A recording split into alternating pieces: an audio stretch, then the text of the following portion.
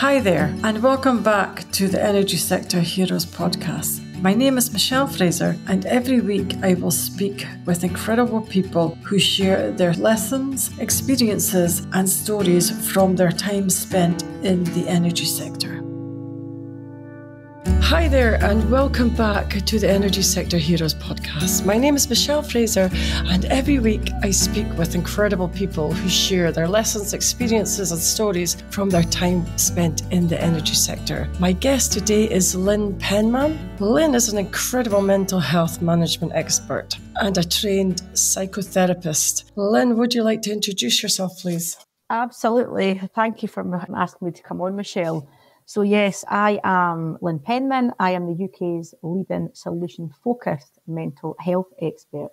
And I have trademarked my own solution-focused mental health management method called the Now Step, because I went through a really bad journey with my own mental health, Michelle, about 12, 15 years ago, and tried all the various therapies that take you back over your past, and obviously look back to your upbringing and your traumas and your previous relationships and how your childhood was. You know, we've all got a past, haven't we?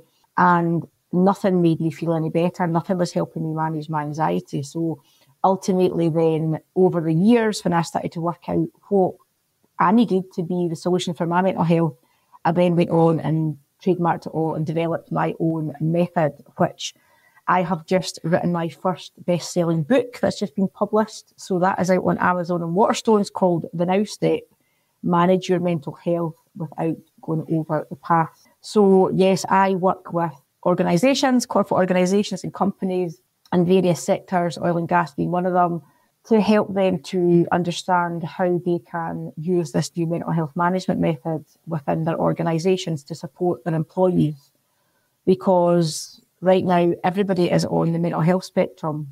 And from my experience, all the way that things are currently managed in regards going back over the past and counselling sessions and having mental health first aiders and all the employee assistance programs are all fine and well, but they're not actually given the solution. And that solution is that we need to all learn how to manage our minds. We need to learn how to manage that crazy lady and that crazy man voice inside our heads. So yes, so I work with companies, Michelle. I support them doing training. I also speak at corporate events. I do one-to-ones.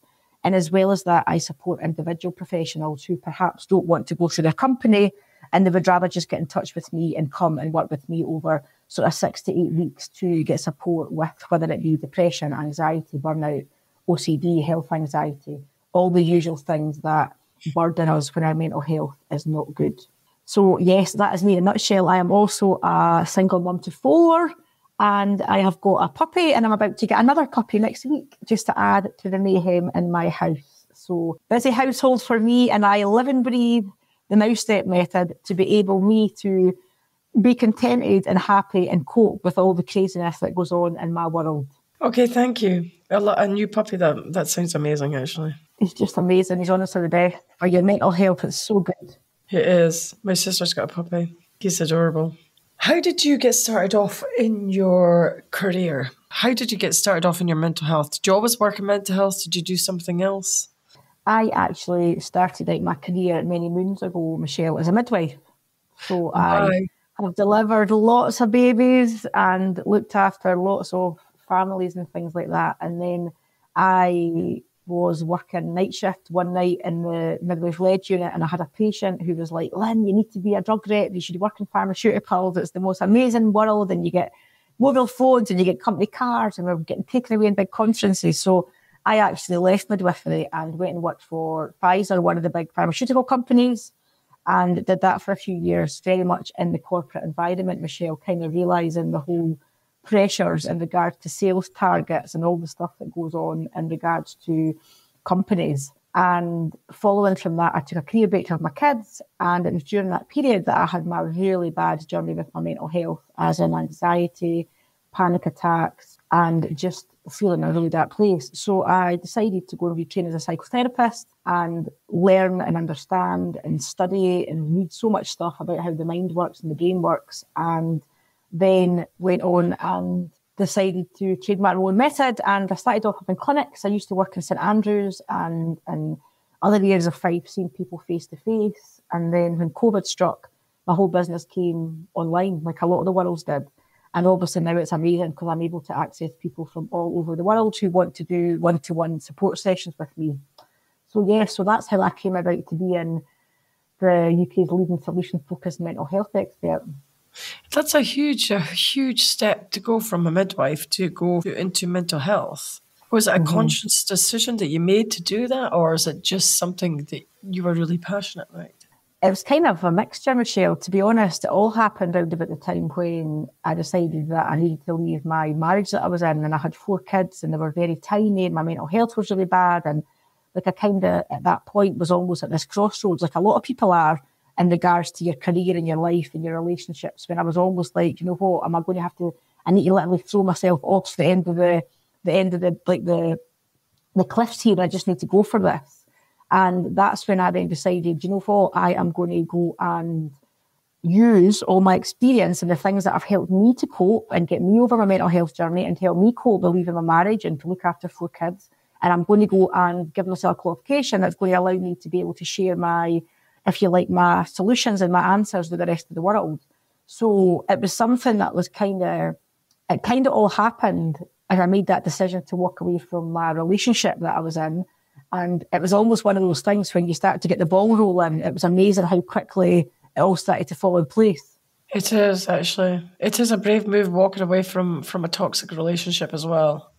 Absolutely. It was one of the hardest things. And I think I'm 4 or 5 years on now, and I think it's still something that it's a very difficult thing, especially when you've got children involved. But there's always a better world out there, isn't there? There's always a brighter world. It is. Because when I left my own, I don't talk about it much, actually. When I left my own, it must have been about 7 years ago now, 7 years ago now. It's like, It just feels like my whole life has changed now. Absolutely. And for any of your listeners, perhaps people are going through similar things. It's one of the worst things that I ever went through in my life. Like, I know that's not what we're here to talk about today, but sometimes it's quite good to share these things. And I know, having lost my dad suddenly a few years before that, it was a lot worse actually being in that situation, walking away from a relationship. But absolutely, like you say, Michelle, sometimes we need to do what's right for us mentally and know that we are worth so much more than that, so much more. Yeah, I agree. So did you have any role models in your career? Did I have any role models in my career? Do you know what? The one that's come first to my mind is my dad. I think that's somebody that was a definite role model to me as I was growing up, because my dad was somebody he always worked away from home, but he was always very committed to his family and very committed to obviously being there to make sure that he was supporting us, like when we graduated and in times like when things were, when we needed him.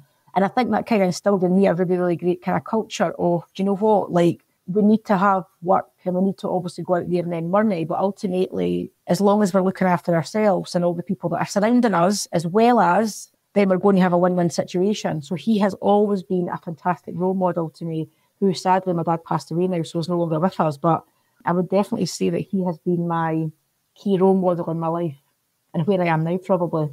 Excellent. Did you have any mentors during your career? And what was the most important thing that they taught you? That's a really interesting question, isn't it? I think because my career has been so varied, Michelle, like I can even think back to when I was a midwife, and I can think back to an incredible woman called June Swan, who is now, she's still with us, but she's retired now. And at the time when I was a midwife, she was my, if you like, if when I was a student, she was like my preceptor, looked after me. And she was just one of these people at the time, again, in the NHS and in midwifery, and same with a lot of sort of like industries. There's a lot of people that work there that are not happy and they're overstressed and they're underpaid, whereas she was always one of these people that was just incredible in that she was so supportive and always amazing. And, you know, the really interesting thing is we kind of lost touch over the years.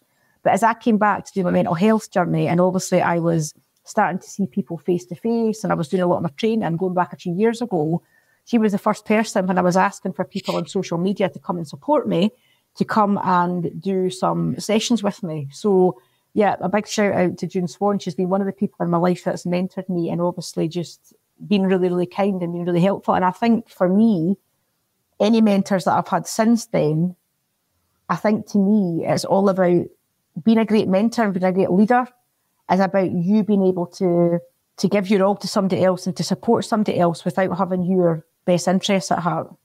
And I think that's something that I take forward with me into my career, especially as people maybe phone up for me and ask for advice on how I got my career started or how I got my membership running, because I run a membership as well, like a monthly membership, where I support people to learn how to manage their mind and their mental health. So I'll often get people saying to me, like, can you give me some advice and things? And I think to be a good mentor, you need to take away from what your wants and needs are, and you need to make sure that you're making sure that the people you're working with are ultimately happy. No, that's really good advice. Thank you. And I think it's that whole thing, isn't it, around, and regardless of whether you're just a small company like I am or whether you're a multinational, I think it's that whole thing around, isn't it? Right, build a culture, not a company. Yeah, that's right.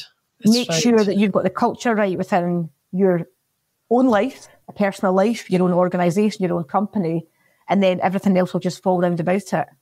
Yeah, and I think it's something that's so, so true, but I think that's when we start to fall into the problems and where mental health has such a big effect on industries like the oil and gas, because there's so many people right now that are operating from that part of their brain that gives them problems with their mental health, and that then runs right through the whole company, from CEOs all the way through management lines, right down to the people that are out working on the platforms and doing stuff, obviously, and wherever else they may be. Yeah, I agree. It's important to have a good corporate culture. Absolutely. But at the minute, a lot of people, and even people in really high up positions, have not got the intellectual mind control and the way their brain is wired, and is not wired into the right area to allow them then to be that kind of mentor, that kind of leader, because their life is so already caught up with having a full stress bucket and being in that primitive survival part of their brain that they're not able to lead and do what's right for the company or the culture. You think so? Absolutely. Interesting. Thank you. You're welcome. What is the most challenging thing about your current role, and how do you handle it?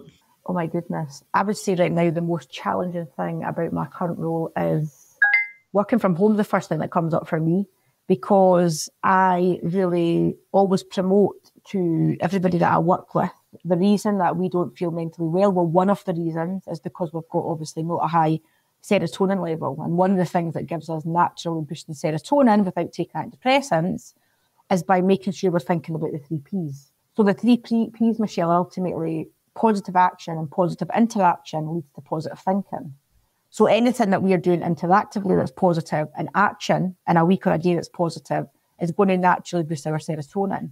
So for me, I find it a real challenge to work from home, especially this week when I've got 3 of my kids off school sick with viruses. And you've then got obviously like the doorbell ringing, and you've got like all the things in the house that can be distracting you. I know for me that I find working from home difficult because I'm not getting my positive interaction with other people and my positive action, because a lot of my work is quite isolated. Yeah, I agree. I prefer working in the office, but there is quite a lot of people that still prefer to work from home because they're maybe feeling more like they're having a work-life balance like that.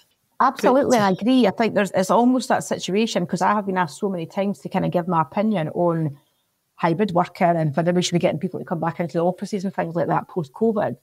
And there is very, very much a kind of a line that you need to watch, because like you say, for some people that perhaps have been commuting in the morning for an hour or 2 hours, that are now able to wake up and see their kids before they go to school. Do you know what I mean? Like, that's a massive positive action for them. So I think every situation has got to be really, really individualised. But I know for me, being a single mum and having 4 kids and being stuck in the house and trying to run my business and then like do things today like we use to record podcasts, but yet my kids are here, like it's always a challenge for me. Always. Thank you. You're welcome. How does your dream role compared to your aspirations as a young girl? Oh my goodness. That's a really, really great question. My aspirations. You know what, right? I think looking back when I was a little girl, all I ever wanted to do, Michelle, was to get married and have kids. Whereas when I think about where I'm at now, and I think about myself as being a business owner and an entrepreneur, I see myself as being so much more than somebody that's just married and that's got children. So that doesn't take away from the fact that my dream job when I was younger is not what I've actually done nowadays, because I've been there, I've been married, I've got my 4 kids. Like, I love being a mum, it's the most incredible job. But my aspirations now, in regards to being a CEO of my own business, and making decisions, obviously trying to grow my team and bring sales in, to me has got a lot of similarities to a lot of the things that we need to do when we're trying to be a single mum and bring up 4 kids. So I would say very much, yes. I think my job role has just advanced, and I think managing to juggle everything now, like, I really think I should be Wonder Woman. I think you are. You sound like Wonder Woman, actually. And do you know why that is? That's only because I'm mentally well. And that's only because I know how to manage my mind, and my brain is wired to the right part of my left prefrontal cortex in my mind, because I do all the solution focus stuff that I teach. I do it day in, day out on myself. And it really, really helps me then to manage that journey, that crazy journey of life that we're all going through right now, because life is tough, super tough. Yeah, life is tough. Do you think that having a healthy mind enables you to focus and perform better on your work? And not even just on your work, just in your daily life as well? Oh, Michelle, 100%. When I think back to what I was like a wee back 12, 15 years ago, when I was in that really dark place, when I think about some clients that come to work with me who are suicidal or who have been to see psychiatrists for 18 months, that are in that really dark, bad place, and to know the difference that people can feel within a matter of weeks, then it's phenomenal. And that's all down to how mentally well you're feeling. When I say mentally well, to me, there is far too much like, oh, we've got depression, we've got anxiety, we've got stress, right? The whole world right now is on that mental health spectrum. Everybody needs to have this understanding of how their brain works, the neuroscience, to understand the 2 different parts of their brain, why they're feeling angry, why they're feeling anxious, why they're feeling depressed, why they're not sleeping properly, right? It's all knowledge that people should understand and know. But when we go to the GP or you start to look online about mental health, it starts to make it a problem. Whereas mental health should not be a problem. Mental health should be a solution. And that solution is to allow us all to live our best lives, to perform amazing at work, to hit our KPIs, to be able to go away and work offshore for 12 weeks and still come back and hold down a relationship and still like manage to keep mentally well. And that only happens when people have got intellectual mind control and their brain's operating from that left prefrontal cortex, when their stress bucket's empty and got room in it. And again, that's a really interesting point, because people often think that stress is caused by events. It's caused by having to go away and work offshore over Christmas. It's caused by perhaps a deadline in a big project. Perhaps it's caused by a manager that you don't get on well with. It's not actually caused by those things. So our stress buckets actually fill with our negative thoughts, with our worries, our judgment, our criticisms, our negative self-talk that all comes from that crazy man or the crazy lady voice inside our heads. And it's only once we start to understand and have that penny dropping moment of, wait a minute here, this voice is actually separate to who I am, that we can stop filling that stress bucket. And we can then live a life that allows us to wake up in the morning and feel mentally well and mentally motivated, that we can go to our job and we can do really, really well from it. And I think, to me, Michelle, that's how I've started doing more stuff over the last couple of years with organisations, because mental health is not managed to me in the right way, in that it's all about performance. It's all about the bottom line, isn't it, in business? Of course it is. But ultimately then, if employees are not actually teaching their employees how to manage their minds and how to manage that part of their brain that is going to give them anxiety, depression and anger, then they're never going to have a productive organisation. Yeah, I agree, actually. I do agree. And trying to say, well, we'll send you, like, we'll go off sick for 6 months and we'll go and see your GP, or we'll send you to the EAP and we'll put you through like 12 weeks of counselling and da-da-da-da-da. It's not the answer, because again, people then go and spend 12 weeks at counselling sessions talking about the problem, talking about their OCD, talking about how rubbish the relationship is, talking about how much they hate their job, how much money they've not got. And we focus all the time on the negatives, whereas doing things with an outset method is very much about, right, okay, let's draw a line under that. It's a bit like driving the car. Sometimes you need to look in the rear view mirror, but then we're looking straight forward. Okay, well, what are we doing then to change this? What are we doing to show you how to manage your mind and that relationship with the voice in your head, which is going to mean that you're going to move away from the part of your brain that's got the templated behaviours like binge eating or bulimia or OCD, whatever they may be, and start to give you more intellectual mind control. So cool. Yeah, because there is a lot of people that if they do have anxiety or they are depressed, will just go on sick for, take sick leave. Whether they're actually getting any help during that time that they're off, it is quite concerning because they might not be getting any help either. Absolutely. And I think what happens is, because I've been in that place and I see it with a lot of people that come to see me for the first appointment, that people are in such a dark place, Michelle, that the only option they've got, and again, this all comes down to how our brains and our bodies work, right? So ultimately, if you think about a little triangle, right, at the top of the triangle, we've got our personal factors, which is things to do with jobs, relationships, finances, health, right? At the bottom corner of the other triangle, we have got our psychological factors. That's all the stuff that goes on in our mind, our overthinking, our catastrophizing, right? At the other side of that, we've got our physiological. So that's what happens in our bodies, how we're sleeping, whether we're getting heart palpitations, whether we're feeling sick, whether we're feeling fatigued. And they're all directly linked. So when one thing starts to go wrong in one area, like in your job or whatever, then you start to get a lot of physiological and psychological symptoms in your body. So it's all got to do with the central nervous system. And again, once I tell people this, right, it's almost like that, oh, wow, wait a minute here, right? Ultimately, the physiology of the human body is supposed to make you go into that kind of freeze mode, right? They call it sympathetic shutdown.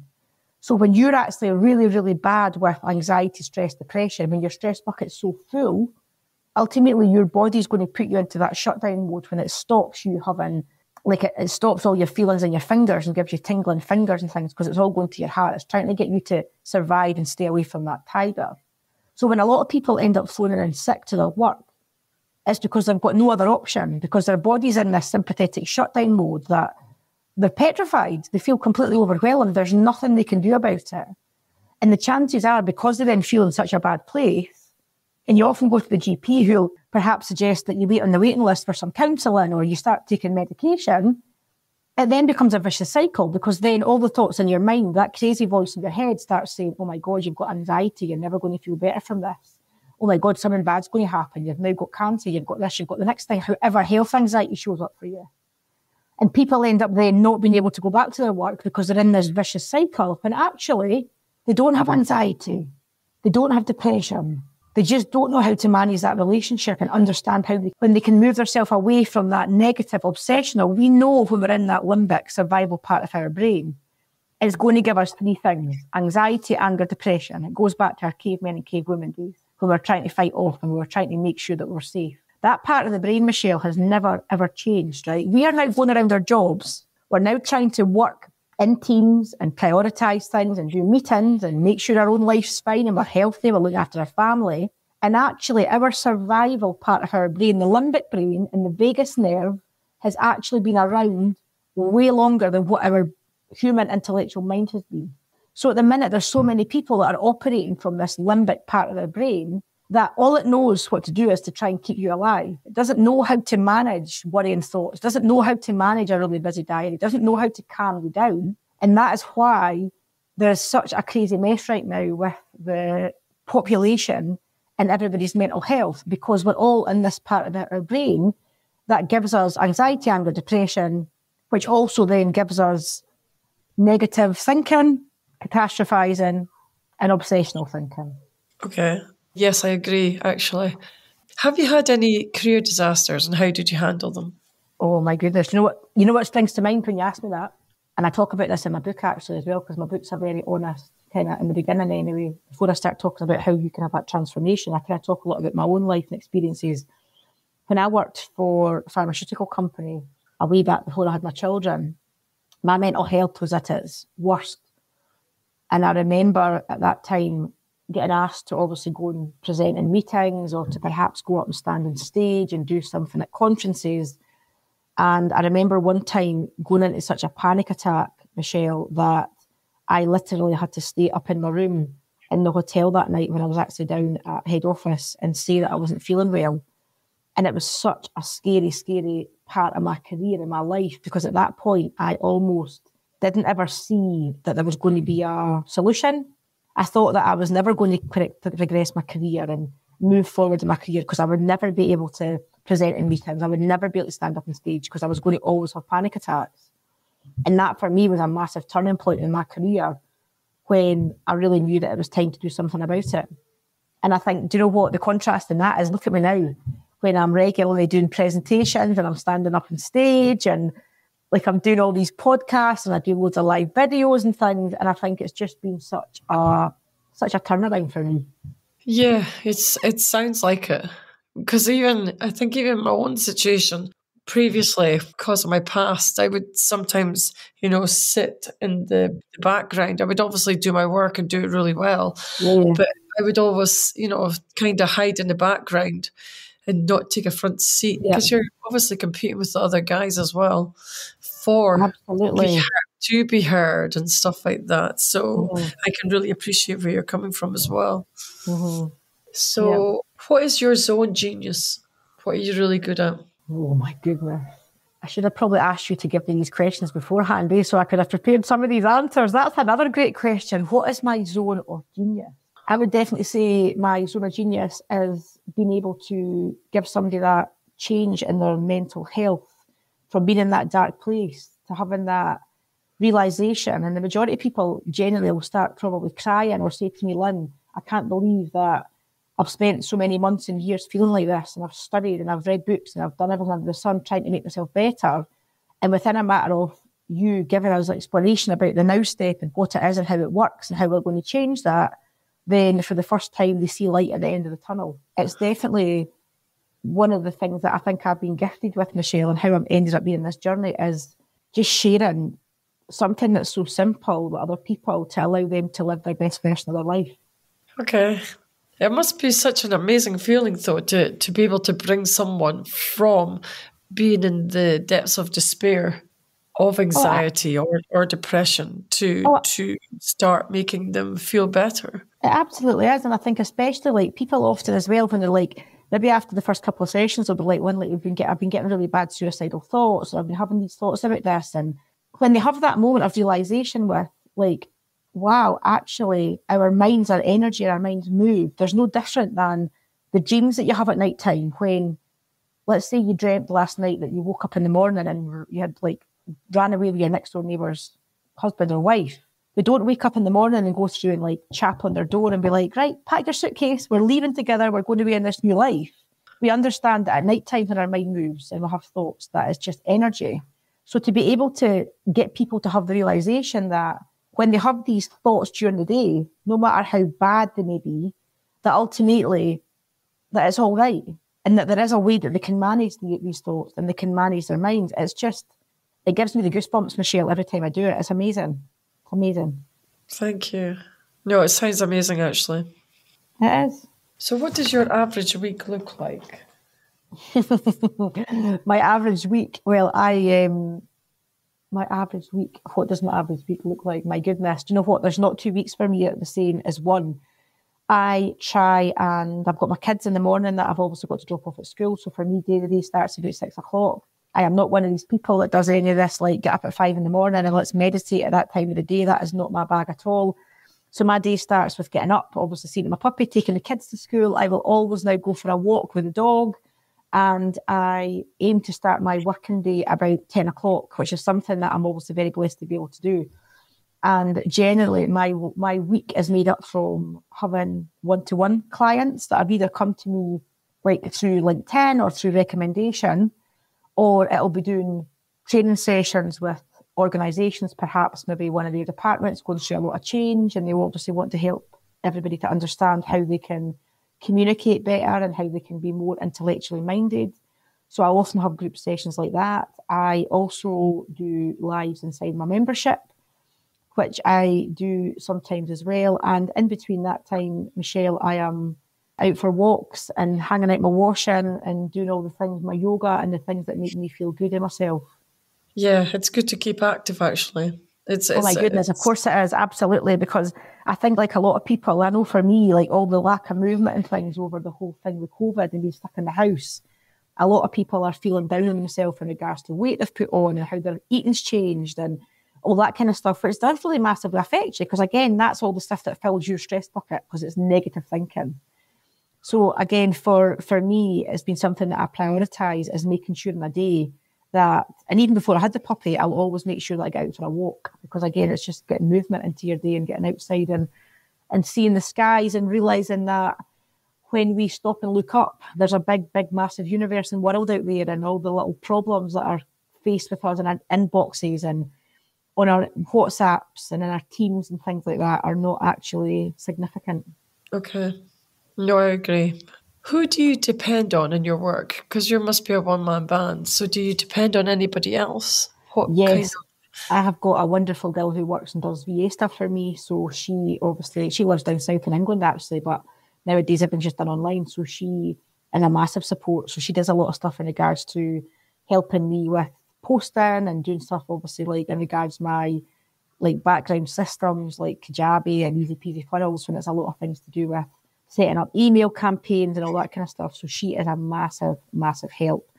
And I've got a great community of friends that are in business as well that we regularly obviously chat and support each other as well, just to, because it can be quite a lonely world when you're doing your own business and you're working on your own. But obviously, because I know the things that I need to do, Michelle, to make sure that I never go back to that place when my stress bucket's filled and I'm living from that place of anxiety, then I work every single day making sure that my mental health is good. And that means by surrounding myself with the right positive people. I was going to ask you, what motivates you when things get tough? What motivates me? Probably my children. I think this may sound a little bit corny, but ultimately my children are my reason for waking up in the morning, my reason for breathing. My children are the reason that I walked away from a very unhappy marriage. My children are the reason that I have worked so hard to trademark my own mental health management method. My children are my reason that I spent time writing a book over the past 12 months, which was a massive, massive task over and above everything else I do. So ultimately, they're my reason. So what would your advice be for anybody that was maybe struggling with anxiety, depression? How would they be able to keep themselves motivated? I think one of the things that's really easy, again, is going back to what I spoke about in the beginning, is thinking about that 3 Ps: positive action, positive interaction, which leads to positive thinking. Scientists are adamant and they know that it was the same reward a way back all those billions of years ago when we were cavemen and cavewomen, when they never had painkillers, they never had hospitals, they never had stuff to keep them entertained. It's the same thing then that helped them cope with pain, helped them to be motivated way back then. And that's that neurotransmitter called serotonin, which ultimately people know is a happy hormone. So not that I recommend that my clients go out and try and fight off saber-toothed tigers or sleep in a cave, but very much if we can think every day about what am I doing today for my positive action? Okay, what am I doing today to get my positive interaction? If we're spending time doing things positively, then we're going to have positive thoughts surrounding that. And again, that's all about the process that I take people through in regards to having more intellectual mind control and filling and emptying that stress bucket is about, okay, how can we start putting things in place in a day that allow us to feel some joy? How can we allow us to get back to doing the things that make us feel motivated? Okay, thank you. What made you change industries? Because obviously you started off as a nurse. What made you change?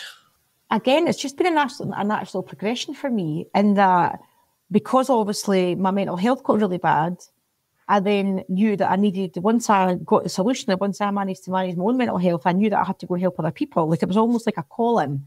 And I guess that goes back to me having been a midwife in that I love helping people. I love supporting other people. So for me, it's just been a natural progression. Okay, thank you. Yeah, because I always think about when we're talking about us, I always think about one of the guys that actually I used to work with on one of my old projects. I didn't realise it at the time, but he was really, really in a bad way, and he actually took his own life. Absolutely. Yeah, so I keep on thinking about him during Absolutely, Michelle. And do you know what? That happens. We know that happens. There's been so much more, there's so much more awareness now in regards to suicide. And ultimately, for any of your listeners that are feeling that the way right now, please just know that there is a way out. Like when you're, to try and explain it, when we've got all that in our minds going on and we have those thoughts about I'd be better not here and blah, blah, blah, blah, and I'll drive off that bridge and whatever, we feel like we are those thoughts. We feel like we are that crazy man or crazy lady voice inside our head. So there's no getting away from it. It's almost like it's suffocating you. But please just, listeners, understand and know that there is absolutely things that can be done. You can easily start to understand and learn that relationship with that voice and you are two very, very separate things.